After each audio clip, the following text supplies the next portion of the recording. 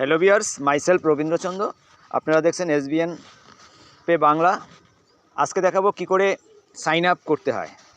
তো প্রথমে আমাকে কি করতে হবে, অ্যাপসটা ওপেন করতে হবে। যাদের ইনস্টল করা নেই তারা প্লে স্টোর থেকে ইনস্টল করবেন।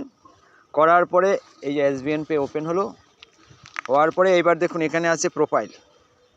এই প্রোফাইলে যাওয়ার পরে নিচে কি আছে, এই যে লগ আউট অপশান আছে, ডান দিকে রেজিস্টার লেখা আছে। এই রেজিস্টারে টাচ করতে হবে। করলাম টাচ করার পরে এখানে বলছে প্রথমে ফুল নেম, অর্থাৎ আপনার আধার কার্ড এবং ব্যাংকের বই অনুসারে যেই নাম আছে ঠিক সেইভাবেই নাম লিখবেন। তারপরে হোয়াটসঅ্যাপ নাম্বার দেবেন কিংবা আপনার মোবাইল নাম্বার। ইমেল আইডি, আপনার জিমেলে গেলে দেখবেন একটা ইমেল আইডি আছে, সেটা বসিয়ে দেবেন। একটা পাসওয়ার্ড লিখবেন।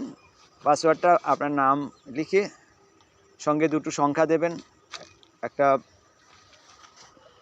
স্পেশাল ক্যারেক্টার দিয়ে দেবেন। তারপর কনফার্ম পাসওয়ার্ড একই রকম হবে।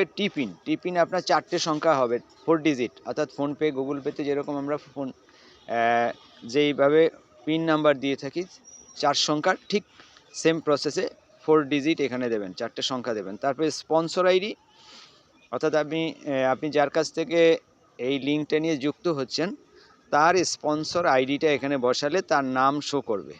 তারপরে টার্মস অ্যান্ড কন্ডিশান, এটাতে কী করতে হবে, টিক মারতে হবে। তারপরে এখানে রেজিস্টারে ক্লিক করলে একটা ওয়েলকাম মেসেজ আসবে। সেই মেসেজটা আপনি অবশ্যই স্ক্রিনশট রেখে দেবেন, কারণ ওখানে আপনার আইডি নাম্বার, তারপরে আপনার মোবাইল নাম্বার, ইমেল আইডি, যে পাসওয়ার্ডগুলো তৈরি করেছেন সব ওখানে শো করে দেবে, যাতে আপনার পরবর্তীতে ট্রানজ্যাকশান করতে গিয়ে যদি ভুলেও যান ওটা দেখে নিতে পারবেন।